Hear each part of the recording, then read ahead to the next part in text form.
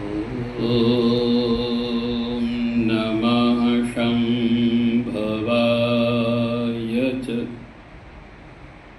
मयो भवाय च नमः शङ्कराय च मयस्कराय च नमः शिवाय च शिवतराय च शमोदमस्तपः शौचं क्षान्तिरार्जवमेव च ज्ञानं विज्ञानमास्तिक्यं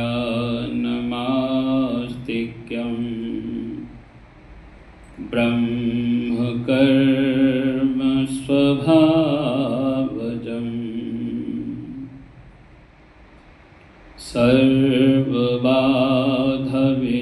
सर्वबाधविनिर्मुक्तो धनधान्यसुतान्वितः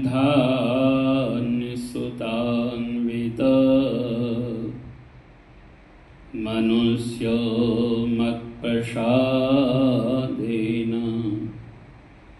भविष्यति न संशयः।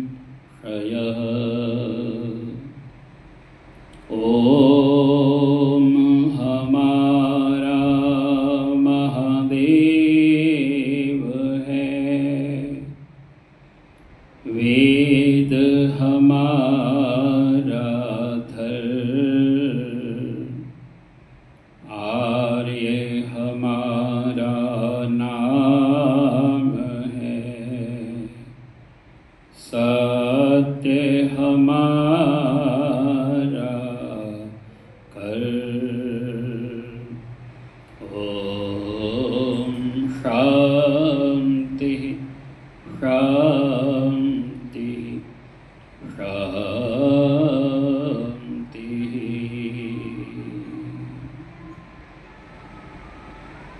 सत्संग की बड़ी ही परम पावनी पवित्र धारा में सम्मुख समुपस्थित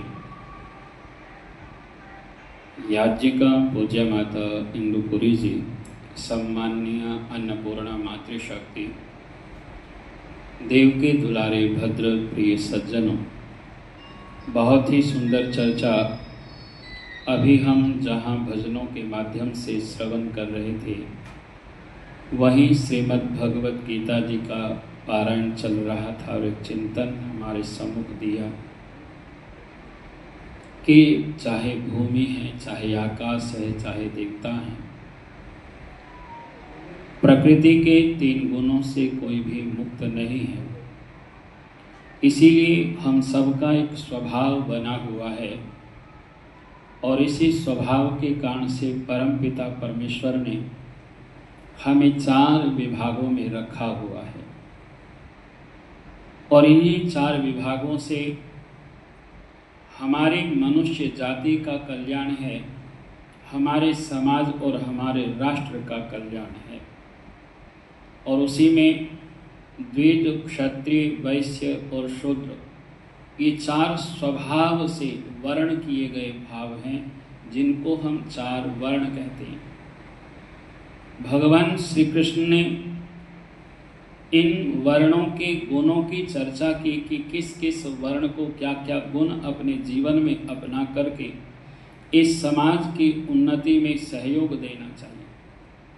और सबसे मुख्य और पूज्य बात कही है कि देखो, जिस वर्ण का जो जो कर्म बताया, उस ही अपने निज कर्म से सिद्धि की प्राप्ति होती है। और अगर व्यक्ति निज कर्म करने में कोताही करता है तो वो कहीं भी सिद्धि को प्राप्त नहीं कर पाता। इसलिए व्यक्ति का मुख्य और जरूरी काम है कि वो निज निज कर्म में दक्षता प्राप्त करके, कुशलता को प्राप्त करके, अपने कर्म को कर्तव्य जानकर के कर्तव्य बुद्धि से करता रहे तो निश्चित रूप से वो नित्य को प्राप्त कर जाता है। और संसार में नित्य है वो परमपिता परमेश्वर, जिसे हम लोग मोक्ष के नाम से जानते हैं। और ये प्रकाश के रूप में हमारे भीतर है और श्रुति के रूप में हमारे भीतर विराजमान है। प्रकाश और शब्द जब दोनों का मेल हमारे अपने भीतर हो जाता है तो हमें आत्मा का ज्ञान हो जाता है। इसलिए व्यक्ति फिर अपने कर्तव्य में कभी भी अबोध नहीं रहता, बल्कि वो बोध को प्राप्त कर लेता है। इसीलिए हम अपने पूज्य गुरुओं का बोध दिवस मनाते हैं कि उन्होंने जान लिया कि अगर हम कर्तव्य कर्म को नहीं करेंगे तो हमारा और समाज का बहुत बड़ा नुकसान होगा, और जब हम अपने कर्तव्य कर्म को करेंगे तो हमें अपना भी लाभ होता है और समाज को भी लाभ होता है। क्योंकि हम सब लोग चाहते हैं कि हम लोक में उन्नति करें, हम परलोक में उन्नति करें, तो ये सभी तभी संभव है जब हम निज कर्म में रत रह कर के सिद्धि को प्राप्त करेंगे। इसलिए व्यक्ति को दक्षता के साथ अपने कार्यों को नित्य करना ही चाहिए। महर्षि चाणक्य महाराज से किसी ने पूछा कि व्यक्ति के दुख का कारण क्या है, तो वहां कहा अपने वर्ण के कर्तव्यों की अज्ञानता ही इसके दुख का कारण है। तो फिर पूछा अगर दुख का मूल ये है तो सुख का मूल क्या है, तो ये भी वही बता दिया कि सुख का मूल है ज्ञान, सुख का मूल है वैराग्य। और अगर ये ज्ञान वैराग्य हमारे भीतर मिलता चला जाता है तो हम उस परम पद को प्राप्त कर लेते जिसकी इच्छा सब लोग करते हैं। क्योंकि दुनिया में कोई भी एक व्यक्ति ऐसा नहीं जो दुख चाहता हो, लेकिन जब ये योग ऐश्वर्य में व्यक्ति पहुंच जाता है तो भगवान श्री कृष्ण के सामने माता कुंती इस बात को कहती है कि हे पुत्र कृष्ण, अब तुम जुदा हो रहे हो, तुम जा रहे हो, तो मैं तो नहीं चाहती तुम जाओ। तब भगवान श्री कृष्ण की बुआ कुंती इस बात को कहती है कि दुनिया की जितनी आफतें, जितनी परेशानियां हैं, वो सब मेरे पास आ जाएं, मेरी झोली में आ जाएं, कि जिससे मुझे कम से कम आपका कभी वियोग ना हो। क्योंकि व्यक्ति संपत्ति में तो दिन काट लेता है, लेकिन वास्तव में सच्चाई इस बात पर है कि विपत्ति में हम कैसे अपने जीवन को धारण कर पाते और आगे बढ़ पाते। क्योंकि संपत्ति हो विपत्ति हो, वो भगवान तो हमेशा सहायक रहता है, लेकिन विपत्ति में भगवान पर ज्यादा आश्रित व्यक्ति हो जाता है, उसके ज्यादा करीब हो जाता है। इसीलिए भाव कहा किसी ने, दुख में सुमिरन सब करें, सुख में करे न कोई।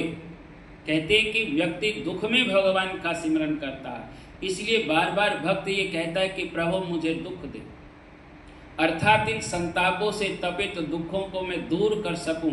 और ये तभी संभव है जब हम निरंतर भगवान की भक्ति करते रहेंगे। इसलिए व्यक्ति का प्रयत्न इन दिनों में ये विशेष होना चाहिए कि ब्रह्मांड में जो सब सिद्धियां फैली हुई हैं, बहुत बड़ी बड़ी ऊर्जाएं फैली हुई हैं, उनको हम अपने ज्ञान से, वैराग्य से अपने जीवन का अंगीभूत बनाएं।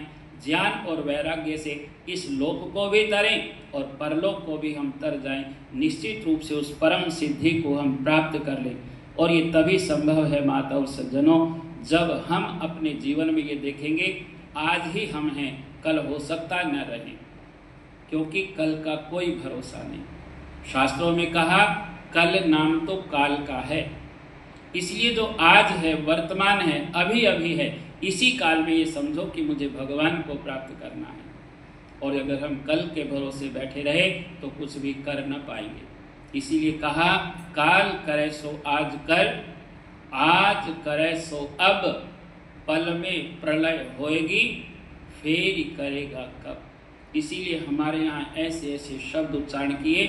आज की देवी का नाम ही रख दिया काल रात्रि। भाई ये अंतिम समय है, जी लो जितना जी सके। अर्थात भगवान को हर समय याद करना, भूलना नहीं, और अपने कर्तव्य को कभी भी नहीं भूलना। जब व्यक्ति इतना सजग और सावधान रहता है तो निश्चित रूप से भगवान की प्राप्ति होती है, उसकी कृपा मिलती है।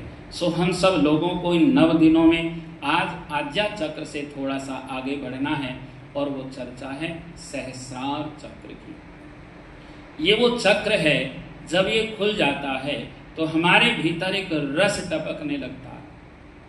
संत कबीरदास जी महाराज एक बहुत सुंदर भाव गाते हैं, एक पद गाते हैं, गगन रस गुफा से अजर झरे। वो हमारे भीतर ही है, क्योंकि भगवान को हम लोग ढूंढते बाहर जरूर हैं, लेकिन वास्तव में वो जितना हमारे भीतर है उतना ही बाहर है, जितना बाहर है उतना ही हमें भीतर है। तब ऋषियों ने कहा उसे आप अपने भीतर ढूंढो, अपने भीतर पाओगे, क्योंकि जहाँ चीज खो जाती है, गुम हो जाती है, वहीं प्राप्त होती है, और अगर वो गुमे नहीं तो पाना भी क्या है। तो परमपिता परमात्मा को हमने भूला, याद हमें करना है, खोया हमने है तो पाना भी हमने, इसलिए प्रयत्न हमारा निज का होना चाहिए। भगवान श्री कृष्ण की ये पंक्ति हम हमेशा याद रखें, निज कर्तव्य से ही मुक्ति की प्राप्ति होगी। बिना कर्तव्य निभाए मुक्ति की चाह भी करना असंभव कार्य है। इसलिए हमें जो जो वर्ण मिला, जो जो धर्म हम निभा रहे हैं, इसी में हम पक्के हों और अपने जीवन को नित्य निरंतर आगे बढ़ाते रहें। इन भावों के साथ आज इन दोनों परिवारों के लिए, जहां हम प्रियांश जी के लिए उनकी दादी जी यहाँ उपस्थित हैं, श्री पंकज जी गुप्ता के लिए जिनकी सासू जी यहाँ उपस्थित हैं, इन दोनों ही परिवारों के लिए बहुत सारी शुभकामनाएं उनके जन्म दिवसों पर करते हैं। आप ट्रस्ट में इसी तरह से निरंतर आते रहिए, स्वयं भी आइए और दूसरों को भी प्रेरणा करके लाइए, जिससे हम सात्विक भावों से ओतप्रोत होकर के ईश्वर की कृपा के हकदार बनते रहें। इन बात और भावों के साथ आइए गहरे श्वासों पर भगवान के नाम का जप करते हुए ईश्वर का ध्यान करेंगे।